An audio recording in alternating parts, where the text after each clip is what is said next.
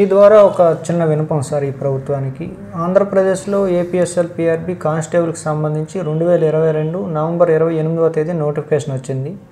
ఆ తర్వాత దాన్ని వాయిదా వేసుకుంటూ వచ్చారు. అప్పుడే హడావిడిగా ప్రిలిమ్స్ కూడా పెట్టేశారు. 95,208 మంది అయితే ప్రిలిమ్స్ క్వాలిఫై అయ్యారు సార్.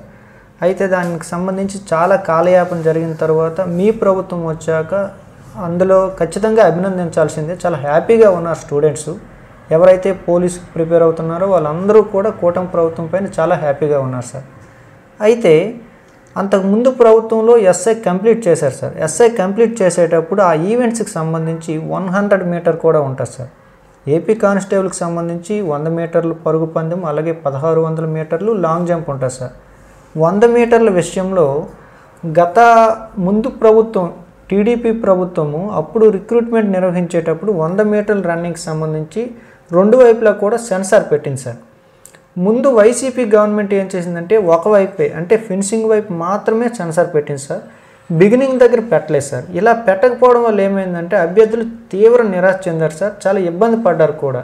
అంటే మాన్యువల్గా అక్కడ సిబ్బందిని పెట్టేసి క్లాప్స్ కొట్టించడం, అంటే సెన్సార్ ముందు ఆన్ అయిపోయి ఈ యొక్క సిబ్బంది లేట్గా క్లాప్స్ కొట్టడం వల్ల ఏమైందంటే చాలామంది డిస్క్వాలిఫై అయ్యారు సార్. చాలామందికి టైం కూడా ఎక్కువ అయిపోవడం జరిగింది. అంటే గతసారి టీడీపీ గవర్నమెంట్ ఏదైతే ఉందో రెండు వైపులా కూడా సెన్సార్ పెట్టడం వలన అంటే XYZ అనే ముగ్గురు ఒకేసారి పరిగెడతారు సార్. ఎవరి సెన్సార్ వాళ్ళకు ఉంటుంది, RFID ఎవరిది వాళ్ళకు ఉంటుంది సార్.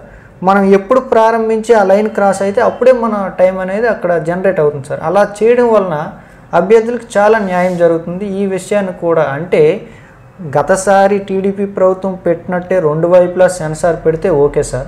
ఒకవేళ పెట్టకపోతే కనుక ఇంకో 3-4 డేస్ మనకి ఈవెంట్స్ సమయం ఉంది. మీ ద్వారా ప్రభుత్వం దృష్టికి అయితే తీసుకువెళ్ళండి సార్.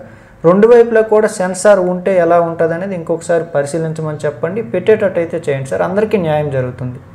రెండో విషయం సార్, గత వైసీపీ గవర్నమెంట్లో ప్రెగ్నెన్సీ ఉమెన్స్ ఎవరైతే ఉన్నారో వీళ్ళందరికీ కూడా ఏపీఎస్ఎల్ పిఆర్బి ఎస్ఐకి సంబంధించి ప్రెగ్నెన్సీ వాళ్ళందరికీ కూడా సడలింపు అయితే ఇవ్వడం జరిగింది సార్. అంటే ఈవెంట్స్ నుంచి మినహాయించడం జరిగింది. మినహాయించేసి వాళ్ళందరినీ కూడా మెయిన్స్ డైరెక్ట్గా రాయిపించారు సార్. మెయిన్స్ అయిపోయిన తర్వాత రిజల్ట్ వచ్చిన తర్వాత వాళ్ళకి ఈవెంట్స్ పెట్టడం జరిగింది సార్. వాళ్ళకి ఈవెంట్స్ పెట్టిన తర్వాత మెరిట్ లిస్ట్ అనేది రిలీజ్ చేయడం జరిగింది సార్. అయితే చాలామంది అభ్యర్థులు ఇదే ఫీల్డ్లో మేము కూడా ఉండడం చేత చాలామంది అభ్యర్థులు మమ్మల్ని అయితే సంప్రదించడం అయితే జరిగింది సార్. నేనైతే ఈ విషయాన్ని ప్రభుత్వం దృష్టికి తీసుకువెళ్తాను. మీ ప్రయత్నాలు మీరు చేయండి, మంచిగా చదవండి. అలాగే ఏపీఎస్ఎల్ పిఆర్బి వారికి అయితే మీరు మెయిల్ చేయండి. నేను మన ఎమ్మెల్సీ చిరంజీవి సార్ని కూడా నేను కలుస్తానని అయితే వాళ్ళందరికీ మాట ఇచ్చి మీ వద్దకు అయితే రావడం జరిగింది సార్. వాళ్ళ విషయంలో కూడా ఏపీఎస్ఎల్ పిఆర్బి నుంచి అయితే అందరిలో ఉన్నటువంటి పెద్ద కంప్లైంట్ ఏంటంటే ఏపీఎస్ఎల్ పిఆర్బి నుంచి ఎవరు కూడా అంటే యాక్యురేట్గా ఎవరు కూడా స్పందించడం లేదు సార్. వీళ్ళంతా కూడా ఫోన్లు చేస్తే చాలా సందర్భాల్లో ఫోన్ అనేది అసలు కలవడం లేదు సార్. ఇంకా ఎక్కువ నెంబర్లు కూడా ఏర్పాటు చేసేటట్టు అయితే చేస్తే అభ్యర్థులకు చాలా వరకు అపోహలు అనేవి తీరుతాయి సార్.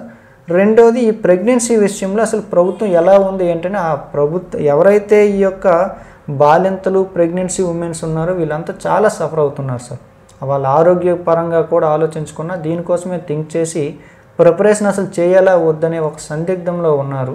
అయితే లాస్ట్ టైం ఇచ్చారు కదా, దానికి సంబంధించి క్లాజ్ ఏదైతే ఉందో దాన్ని ఒకసారి పరిశీలించి ఈ ప్రభుత్వం తీసుకున్నటువంటి చర్యలు ఏంటో మీ దృష్టికి నేను తీసుకొస్తున్నాను సార్. మీ ద్వారా ప్రభుత్వానికి అయితే దీన్ని తెలియపరచాలి.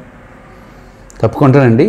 మీరు ఏదైతే చెప్పారో అది రిప్రజెంటేషన్ అభ్యర్థుల నుంచి మెయిల్ ద్వారా కానీ లేకపోతే ఫిజికల్ కాపీ కానీ పంపించేటట్టు చూడండి. నాకు కూడా రిప్రజెంటేషన్ ఇస్తే నేను కూడా ఒకసారి గవర్నమెంట్ దృష్టికి తీసుకెళ్తాను. నియమ నిబంధనలు ఏవైతే ఉంటాయో ఆ నియమ నిబంధనల ప్రకారం అభ్యర్థులకి న్యాయం జరిగేటట్టు చూడమని నేను కోరుతాను. Thank you sir. రైట్.